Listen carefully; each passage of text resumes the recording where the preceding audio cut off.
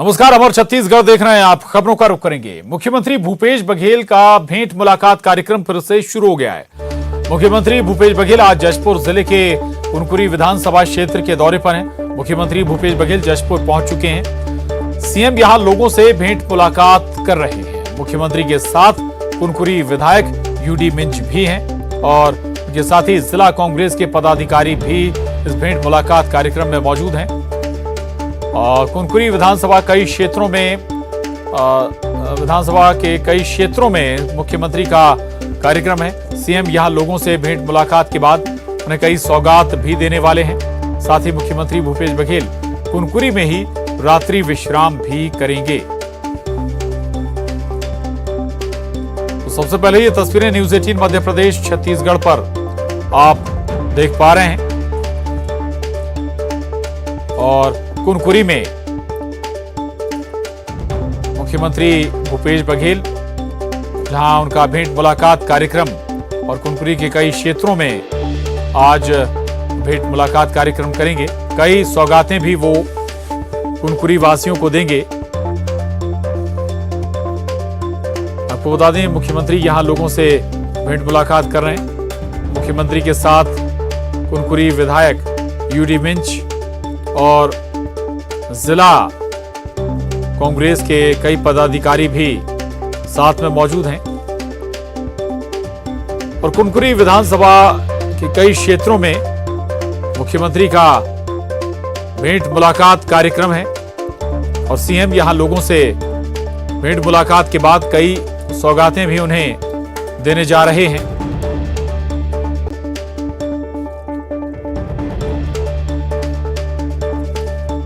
तस्वीरें आपको दिखा रहे हैं।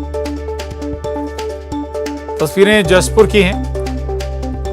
जशपुर जिले की कुनकुरी विधानसभा क्षेत्र पहुंचे हैं मुख्यमंत्री, जहां भेंट मुलाकात के कई कार्यक्रम होने। दीपक सिंह हमारे साथ जुड़े हैं और जानकारी के साथ। दीपक, एक बार फिर भेंट मुलाकात कार्यक्रम मुख्यमंत्री के शुरू हो गए हैं। कुनकुरी में कहां ये भेंट मुलाकात कार्यक्रम होने हैं? सौगातों का भी जिक्र हो रहा है। क्या सौगात आज कुनकुरी वासियों को मिल सकती है? जी बिल्कुल साहब, मैं आपको बताऊं कि जशपुर जिले में जो है आज से मुख्यमंत्री का भेंट मुलाकात का कार्यक्रम एक बार फिर से शुरू हो चुका है।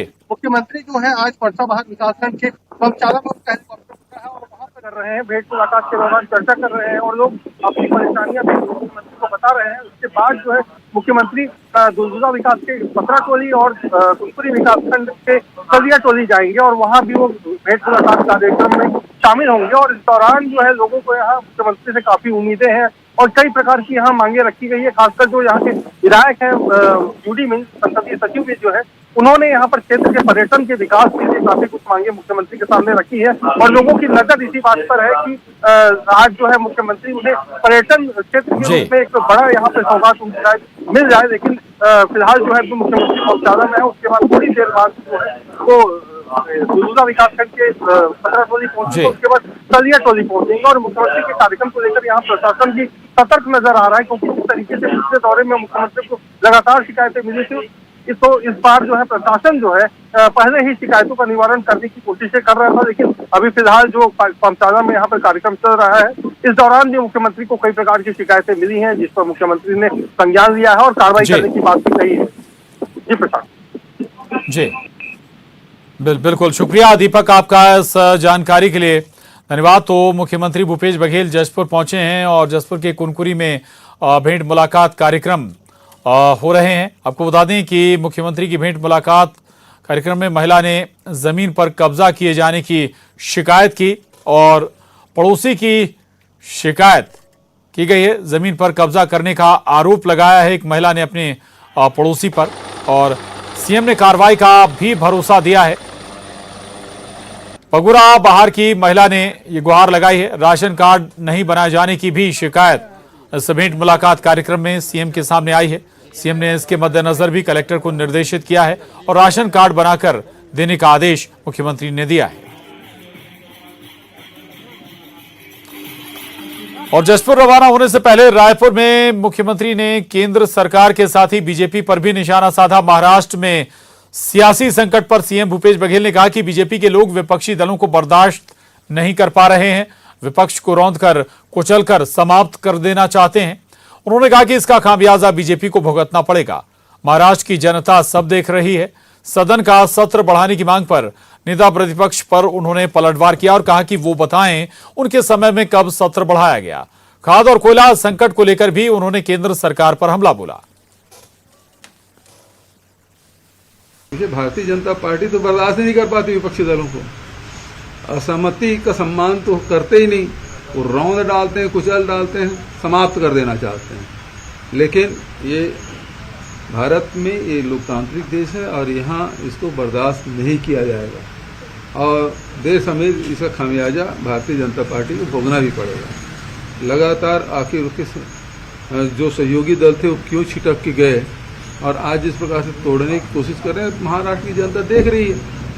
आखिर इधर टूट के गए हैं तो इतने वहाँ पहले गुजरात गए, गुजरात से असम जाने की क्या जरूरत है? जब यहीं हैं, यहीं रहते, कार्यकर्ताओं का सामना करते, जनता का भी सामना करते और जनता जो चाहती है उस हिसाब से फैसला करते। तो जनता तो उसके पक्ष में है ही नहीं। जो महाअघाड़ी जो संगठन है उसके पक्ष में महाराष्ट्र की जनता, और ये जो तीनों दल के जो गठबंधन है उससे भारतीय जनता पार्टी डरी हुई है कि आने वाले 2024 के चुनाव में भारतीय जनता पार्टी पूरी तरह साफ होने वाली है और इस कारण से सब तोड़फोड़ कर रहा है। पहली बात तो ये है कि इन्होंने पेंशन खत्म किया और राजस्थान गवर्नमेंट हमने ओल्ड पेंशन स्कीम लागू की। हम अभी चिट्ठी लिख रहे हैं हमारे पैसे वापस दे दो, तो अभी तक दिए भी नहीं है। जो हमारे कर्मचारियों को जो पेंशन का पैसा जमा है सेंट्रल गवर्नमेंट के पास उसको वापस मांग रहे हैं, तो अभी तक वापस किया नहीं। अब यह है कि पहले वन रैंक वन पेंशन करते थे, अब नो रैंक नो पेंशन, कोई रैंक ही नहीं है, पेंशन भी नहीं है। भाई आदमी 60 साल में रिटायर होता था, 58 साल में, 62 साल में रिटायर होते थे, तब तक तो दादा नाना बन चुके होते थे तब रिटायर होते थे। अब तो शादी पहले ही शादी कार्ड भी लिखेगा भूतपूर्व सैनिक, भूतपूर्व क्रांतिवीर, अग्निवीर, भूतपूर्व अग्निवीर, 21 साल में वो भूत हो जाएगा, भूतपूर्व हो जाएगा। ये तो देखिए सेना के साथ मजाक है। ये उन देशों की तुलना करते हैं जहां जनसंख्या कम है, सेना में लोग जाना नहीं चाहते, अनिवार्य करना पड़ता है। यहाँ तो जनसंख्या की कमी नहीं है और वहाँ सेना में जाने के लिए भी लोग ललायत हैं। और यही कारण है कि भारत की जो सेना है वो पूरे दुनिया में उसकी एक धाक है।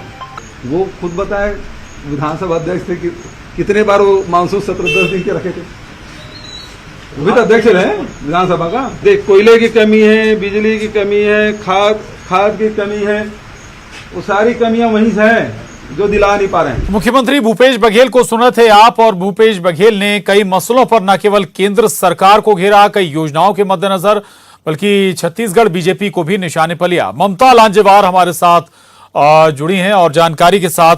ममता, अब बहुत तीखे अंदाज में निशाने पर है छत्तीसगढ़ बीजेपी और केंद्र की सरकार भूपेश बघेल के कई योजनाओं पर वो लताड़ भी लगा रहे हैं। बिल्कुल, देखिए जशपुर रवाना होने से पहले मुख्यमंत्री भूपेश बघेल ने मीडिया से बात की और महाराष्ट्र में जो सियासी हलचल वहां पर हो रही है उसको लेकर भी उन्होंने केंद्र सरकार के ऊपर जो है निशाना साधा और उन्होंने कहा कि बीजेपी कभी भी विपक्ष को बर्दाश्त नहीं करती है और यही वजह है कि पूरी कोशिश रहती है हर बार कोई ना कोई बहाना करके कि किस तरह से विपक्ष को रौंदा जाए। इसके साथ ही अग्निवीरों को लेकर उन्होंने कहा कि अग्निवीर की जो भर्ती है, अग्निपथ जो योजना है उसके जरिए पहले ये होता था कि लोग 60 साल के बाद में रिटायरमेंट होता था, लेकिन अब जो स्थिति है उसमें लोग जो है वो शादी के पहले ही रिटायर हो जाएंगे, तो वो अपने शादी के कार्ड में क्या लिखाएंगे। उन्होंने एक तरह से चुटकी लेते हुए भी कहा कि जो 12 लाख रुपए या 20 लाख रुपए मिलेंगे वो तो शादी के रिसेप्शन में भी खत्म हो जाएंगे। इसके साथ ही अगर हम बात करें तो जो मानसून सत्र शुरू होने वाला है, मानसून सत्र को लेकर बीजेपी लगातार ये कह रही है कि मानसून सत्र छोटा है और एक सप्ताह का न होकर कम से कम 10 दिनों का होना चाहिए। इसको लेकर मुख्यमंत्री ने कहा कि नेता प्रतिपक्ष धर्मलाल कौशिक जो है वो बीजेपी के शासनकाल में खुद विधानसभा अध्यक्ष थे, वो खुद बताए कि उन्होंने कब सत्र की अवधि बढ़ाई थी। तो जाहिर तौर पर किसी न किसी तरीके से चाहे राज्य की में जो बीजेपी विपक्ष में है, चाहे केंद्र की जो सरकार है जो बीजेपी सरकार में है, दोनों पर ही मुख्यमंत्री भूपेश बघेल ने निशाना साधा। जी बिल्कुल बिल्कुल, एक साथ कई मसलों पर भूपेश बघेल ने निशाना साधा है केंद्र सरकार पर भी, छत्तीसगढ़ बीजेपी को भी उन्होंने निशाने पर लिया है। रहिएगा, आगे भी आपसे जुड़ेंगे ममता। और अगली खबर का रुख कर रहे हैं। आपको बता दें कि आपातकाल की 47वीं बरसी पर बीजेपी ने कांग्रेस पर जमकर निशाना साधा है। बीजेपी ने आरोप लगाया कि छत्तीसगढ़ सरकार आपातकाल की पुनरावृत्ति कर रही है। धरना प्रदर्शन पर रोक लगा दी गई है। लोग सोशल मीडिया पर खुलकर अपनी बात नहीं रख पा रहे हैं। बीजेपी ने कहा कि लंबे समय तक सत्ता में रहने के कारण कांग्रेस में वंशवाद की राजनीति हुई है। इस प्रकार से उस कांग्रेस की सरकार जो जिन प्रांतों में भी है, उनका चाहे राष्ट्रीय स्वरूप हो चाहे प्रांतीय स्वरूप हो, उस लोकतंत्र की हत्या का जो उनका मूल है, उस मूल से वे आज भी हट नहीं पा रहे हैं, उससे बाहर नहीं निकल पा रहे हैं। और आज देश में फिर से इस प्रकार की उन प्रांतों में, चाहे हम छत्तीसगढ़ में ही देख लें, तो धरना प्रदर्शनों पर जिस प्रकार का प्रतिबंध लगाया गया है, जिस पर भारतीय जनता पार्टी ने विगत दिनों व्यापक आंदोलन धरने किए, समाज के किसी भी संगठन को बिना अनुमति के और जो हमसे असहमति व्यक्त करते हैं सरकार से, उनको आंदोलन धरना प्रदर्शन करने की छूट नहीं दी जा रही है।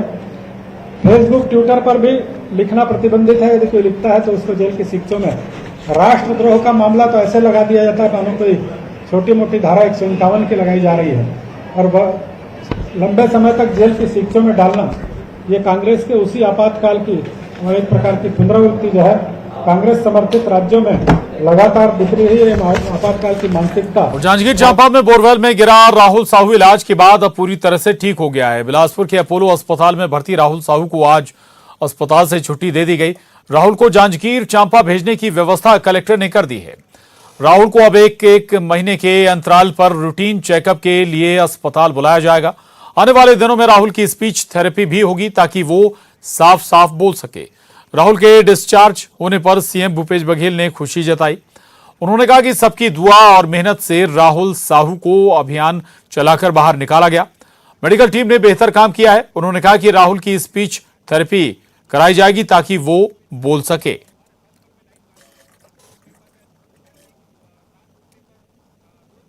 एक बड़ी कार में बिठाल दिया गया है और ये जो गाड़ी है ये स्थानीय जिला प्रशासन के द्वारा उपलब्ध कराई गई है। राहुल उसमें बैठ चुका है गाड़ी में और काफ़ी ज़्यादा लोगों की भीड़ है, उत्सुकता है लोगों के बीच में, कौतूहल भी है और राहुल को एक नज़र देखने के लिए जो है लोग यहाँ पर आतुर हैं। बड़ी संख्या में लोग यहाँ पर पहुँचे हुए हैं। जिला प्रशासन और पुलिस प्रशासन के द्वारा और अस्पताल प्रबंधन के द्वारा बहुत सारे गिफ्ट्स भी राहुल को दिए गए हैं और राहुल अपने सकुशल घर लौट रहा है। आज उसके उज्जवल भविष्य की कामना करते हुए अपोलो प्रबंधन जो है इसे विदा कर रहा है। देख सकते हैं कि लोगों की भीड़ है, एक झलक पाने के लिए लोग बेताब हो रहे हैं कि राहुल की एक झलक देख ली जाए। स्थानीय प्रशासन की टीम जो है वो राहुल के साथ जा रही है, राहुल की मां है उनके साथ में। ये तमाम लोग जो हैं वो राहुल को लेकर के उनके गृह ग्राम पहुंच रहे हैं। बता दें कि 10 दिनों तक राहुल का जो इलाज है वो अस्पताल में चलता रहा और आज 10 दिनों के बाद पूरी तरह से स्वस्थ होने के बाद राहुल जो है वो अपने घर लौट रहा है। राहुल की स्माइल जो है, उसके साहस, हिम्मत और उसकी तमाम चीज़ों की जो है बता रही है कि किस तरह से राहुल जो है, ये देखिए राहुल की मदर जो हैं वो लोगों का अभिवादन स्वीकार कर रही हैं, वो अभिभूत हैं काफ़ी ज़्यादा। सारे को धन्यवाद करती हूँ, मुझे बहुत ही अच्छा लग रहा है। मेरा कांच बंद करे यार, भाई सीएम साहब लगातार कांच बंद करे। बहुत प्रसन्नता की बात है और संतोष का है कि सबकी दुआओं से और सबकी मेहनत से राहुल साहू जी इस 4 घंटे के मैराथन अभियान चला, रेस्क्यू करके उसको बाहर निकाला गया। फिर उसके बाद उसके फिर मेडिकल जो समस्याएं थी तो मेडिकल टीम ने, डॉक्टरों ने बहुत ही तत्परता से और गंभीरता से इसको लिया और आज वो डिस्चार्ज हो रहा है। इससे ज़्यादा संतोष की बात दूसरी नहीं हो सकती। और तीसरी बात यह है कि उसकी जो स्पीच थेरेपी है उसको लगातार कराने का आवश्यकता है ताकि वो बच्चे बोल सकें। और राजधानी में सिटी बसों के परिचालन में पेंच फंस गया है। रायपुर शहर में सिटी बस चलाने के लिए नगर निगम के नियम शर्तों को मानने के लिए बस ऑपरेटर तैयार नहीं है। नगर निगम ने शहर में बसों के परिचालन के लिए 50 लाख रुपए डिपॉजिट जमा करने की शर्त रखी है। नगर निगम की शर्त को मानने के लिए बस ऑपरेटर एग्री नहीं है, जिससे एक बार फिर शहर में सिटी बसों के परिचालन पर ग्रहण लगता नजर आ रहा है। सिटी बसों के नहीं चलने से आम लोगों को काफी दिक्कतों का सामना करना पड़ रहा है। ममता लांजेवार हमारे साथ जुड़ी हुई और जानकारी के साथ। ममता, एक तरफ 50 लाख डिपॉजिट निगम मांग रहा है जिसके लिए ऑपरेटर एग्री नहीं है, खामियाजा तो आम जनता को उठाना पड़ रहा है। अभी कोई बातचीत हो रही है क्या? कोई बीच का रास्ता निकाला जाए? बिल्कुल, देखिए लंबे समय से यहाँ पर सिटी बसेस बंद है। कोरोना काल में जो बंद हुई थी उसके बाद से तमाम सुविधाएं तो शुरू हो गई है, लेकिन सिटी बस शुरू नहीं हुई। सिटी बस किसी भी अगर शहर की बात करें तो एक तरह से क्या है कि परिवहन को लेकर रीढ़ की तरह होती है, क्योंकि आम लोगों के लिए काफ़ी सहूलियत भरा होता है और वो अपनी खुद की व्हीकल उनको काफ़ी महंगी पड़ती है। और जिस तरह की स्थिति अभी है पूरे शहर के भीतर, आप देखेंगे कि डीजल पेट्रोल के दाम बढ़ गए हैं, तो जाहिर तौर पर प्राइवेट जो किसी भी व्हीकल से जाना भी, तो प्राइवेट व्हीकल करके जाना भी काफ़ी दिक्कतें होती है। और लोग चाहते हैं कि अगर सिटी बस में वो सफ़र करते हैं, ऑफिस जाते हैं, तो कहीं ना कहीं उनका बजट भी जो है वो बचता है। लेकिन उसके बाद भी न प्रशासन उस तरीके से मुस्तैद हो पा रहा है, न नगर निगम उसको लेकर बहुत ज़्यादा सीरियस हो पा रहा है, क्योंकि कहीं ना कहीं कोई ना कोई रोड़ा आ ही जाता है। अभी जो रोड़ा आया है वो ये है कि नगर निगम ने शर्त रखी कि 50 लाख जो है वो डिपॉजिट करना पड़ेगा। जो बस संचालक है उनका कहना है कि वो इतना डिपॉजिट नहीं कर सकते, ये व्यवहारिक नहीं है। और यही वजह है कि दोनों के बीच में तनातनी मची हुई है, लेकिन इसके बीच में आम जनता इंतजार कर बसेस कब शुरू होंगी। बिल्कुल, आम जनता इंतजार करे। परेशानी आम जनता की बढ़ती हुई नजर आ रही है। शुक्रिया ममता इस जानकारी के लिए। आगे बढ़ेंगे और अब बड़ी खबर कोरबा से है, जहां सिविल जज के घर कोबरा निकल आया। घर में खेल रहा मासूम बाल बचा है। स्नेक रेस्क्यू टीम ने कोबरा का रेस्क्यू किया है। रामपुर क्षेत्र के राजस्व कॉलोनी की यह घटना बताई जा रही है। तो ये बड़ी खबर है कोरबा से, जहां सिविल जज के घर, ये देखिए आप, कोबरा निकल आया और बताया जा रहा है कि घर में खेल रहा मासूम बाल बचा है। स्नेक रेस्क्यू टीम ने कोबरा का रेस्क्यू किया है और रामपुर क्षेत्र के राजस्व कॉलोनी का यह मामला है। उधर नक्सल इलाके में तेजी से हो रहे विकास से सबसे ज्यादा खुश महिलाएं हैं। सुकमा के कोंटा से आई इस तस्वीर में गांव की महिलाएं गांव में सड़क बनने से खुश हैं और जवानों के स्वागत में नाच गा रही हैं। कोंटा की ये महिलाएं सड़क निर्माण में लगे DRG जवानों का स्थानीय भाषा में गीत गाकर स्वागत कर रही हैं। सड़क बनने की खुशी में जवानों के सामने महिलाएं पारंपरिक नाच कर रही हैं। नक्सल इलाके में विकास कार्यों की वजह से जवान अब ग्रामीणों का भरोसा जीतने में कामयाब हो रहे हैं।